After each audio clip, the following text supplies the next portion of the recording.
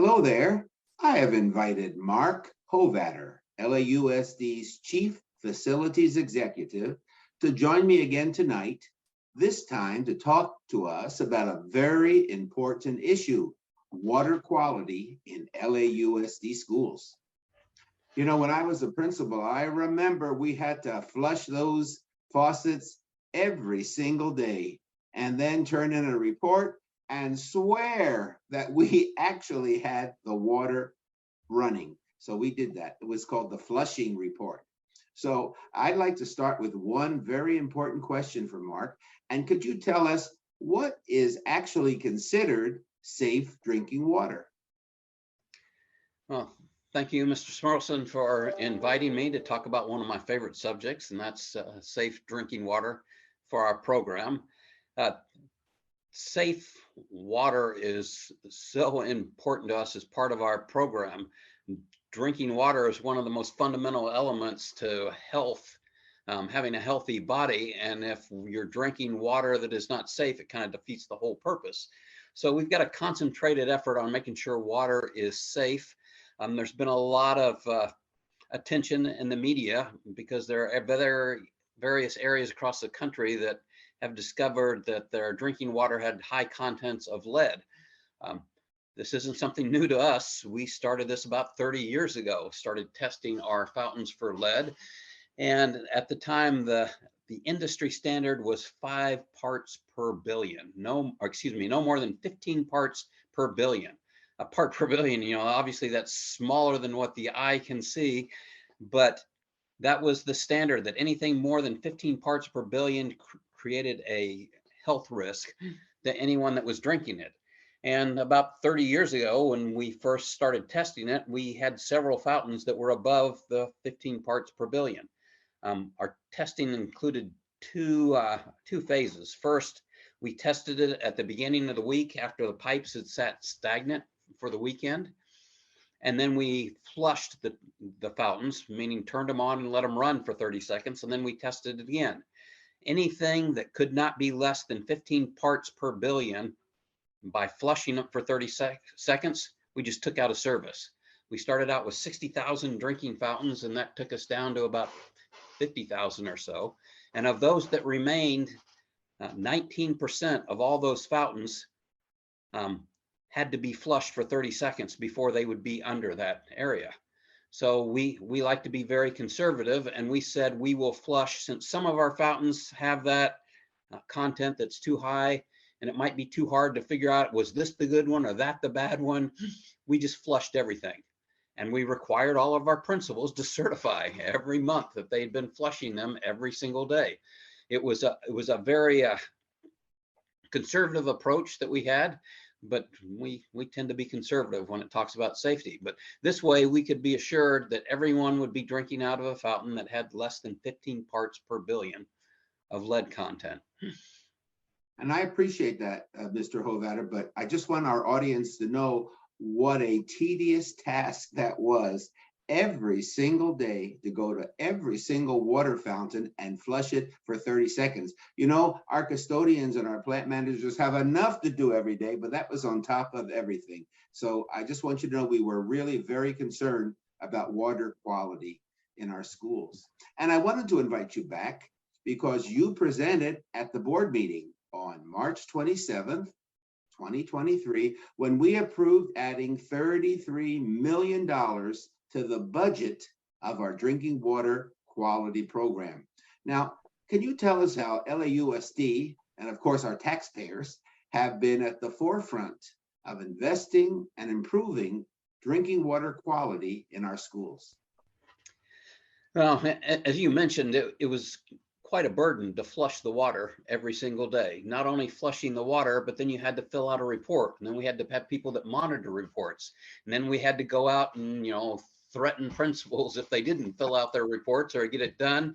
And it was a high effort. Not only that, at periods of drought, we were flushing 2.5 million gallons of water down the drain every single day. So we committed to get ourselves off of the flushing program, which meant that we had to deal with all the fountains that without flushing had more than 15 parts per billion. And we started our program, spent about $20 million on it. We started with our very youngest kids, the early ed centers. And our first thought was, well, let's put filters on all the systems. The reality is our water gets filtered 3 times before it ever gets to our curb because LA has some of the best water treatment facilities in the world. It's the safest. And in fact, when it leaves their treatment plants, it's less than 5 parts per. So it's fine, it's great, unless it somehow gets messed up once it starts going through our pipes. So we started correcting our pipes, and it turned out that it wasn't just the old buildings that had high contents. Some of our newer schools had high contents of lead because we were using brass as our fittings. We liked brass because it's more corrosive resistance, but unfortunately brass and chlorine together sometimes, leaches out lead. We have no lead pipes in any of our schools, but we did use lead as the solder to connect the pipes together at one point. And then the other fixtures that we had, brass would end up leaching lead out when it was exposed to the drinking water. So we started out filtering, but the problem with filtering is, one, it creates a hazardous waste stream. The filters have to be changed. And in fact, if you don't change the filters, bacteria builds up and it creates a greater health risk, could lead to Legionnaire's disease. And then on top of that, the dentists weren't happy because there's some of our children that only exposure to fluoride is through our drinking water that was added, and we were filtering it all out. So we took a different approach and said, we're not going to filter everything. It's a lot of money to filter and the other hazards with that, especially when the water is in good shape when it gets to us. So our focus became on making sure we don't mess it up once it gets to our campus. So part of that was taking out fountains. We started out with 60,000 fountains. Code requires us to have about 15,000 drinking fountains, but we want to have one in every single corner of the campus. And the idea was, quantity. The more quantity you have, the better off it's going to be. But the reality is some places shouldn't have drinking fountains. We would run a water line underneath blacktop to a remote fountain, but no one would drink it because it was always hot, because it was getting heated up from the asphalt. When no one would drink out of it, then it would get stagnant. So if someone did try to drink out of it, it tasted old and stale. So our focus is, let's put drinking fountains on the main lines where there's lots of circulation.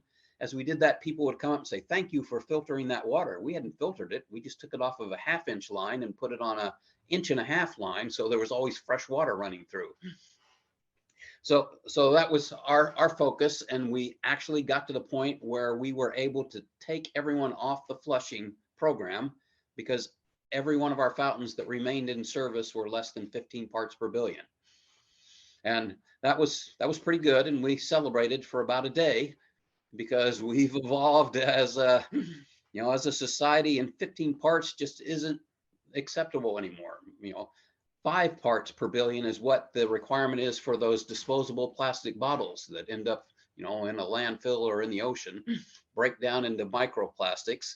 We want to have a standard that at least meets that. So we started phase 3 and got another $19 million, $20 million, and started focusing on making sure every single fountain is less than 5 parts.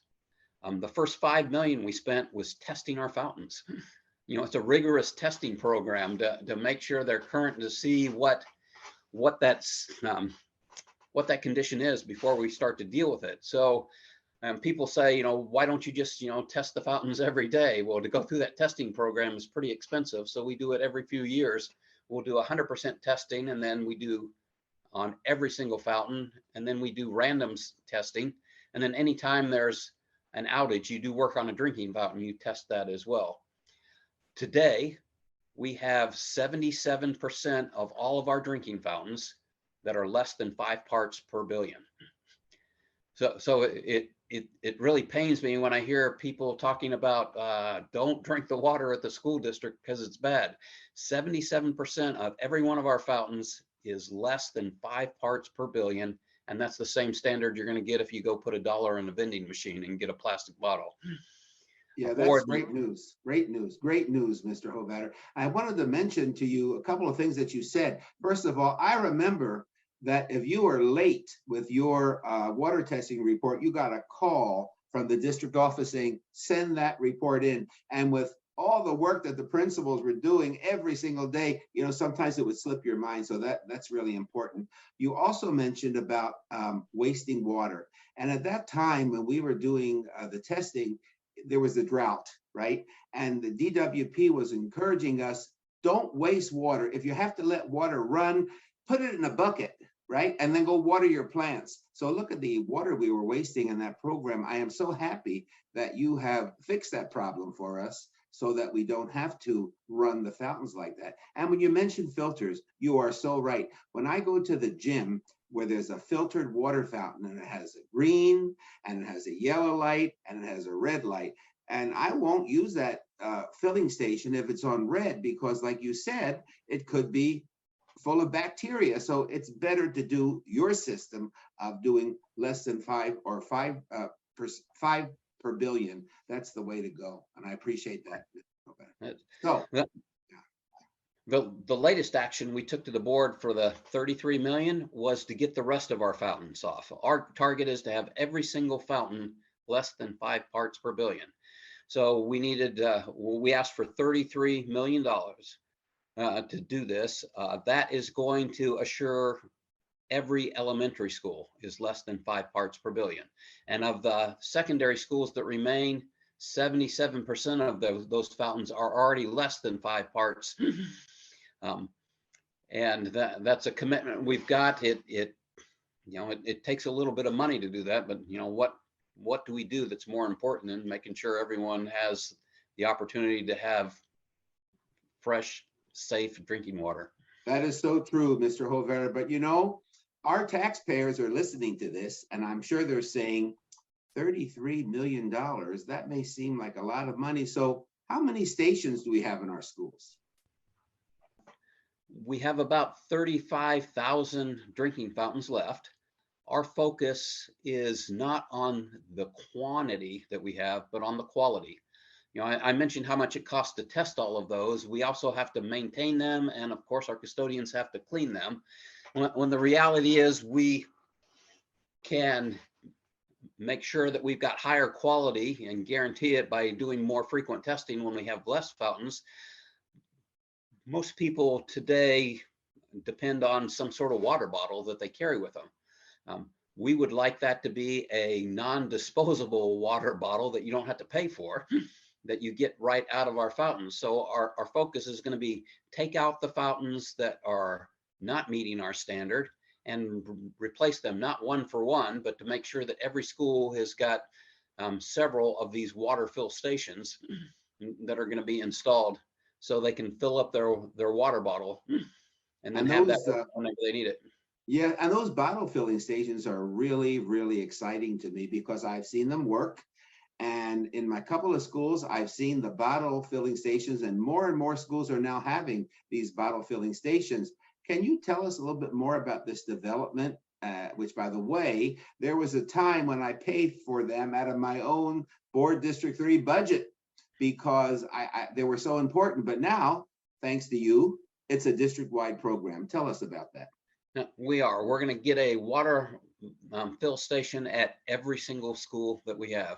One thing I need to point out, some people, when they hear about a water fill station, they expect the chilled water and the filtered water. If there's a circumstance where we can't get it less than 5 parts per billion, we will put a filter on it, but only if we have that situation, because you're only going to filter it to 5 parts per billion anyway. Also, if we do not chill the water, that has a dramatically high increase in the cost, because now you have to bring electricity in, not just the unit installation costs themselves, but then the ongoing maintenance costs of electricity when you have it. The whole idea of chilling water that you're going to put in a bottle water that you carry around the whole day doesn't make sense. I mean, it's going to be room temperature in 15 minutes anyway, so that's just a high expense that we're adding, and it means less fill stations that we can provide. Our intent is to get as many of the water fill stations as we can on all of our campuses. Yeah, I hear you. And personally, I like room temperature water, but that's me. I like room temperature water. So you got me on your side already. So thank you, Mr. Hovatter. Appreciate that very much. Anything else for us, Mr. Hovatter? Just that we think we're leading the nation and having clean, safe water, and we're doing that because it's a priority. We're willing to spend the dollars that it takes. Our water is safe. You don't need to bring a plastic, disposable bottle. It's bad for the environment, just the plastic itself. In fact, I would say that our water is safer than the water you're going to get in one of those plastic bottles, because the plastic starts breaking into microplastics the instant that you put water into it.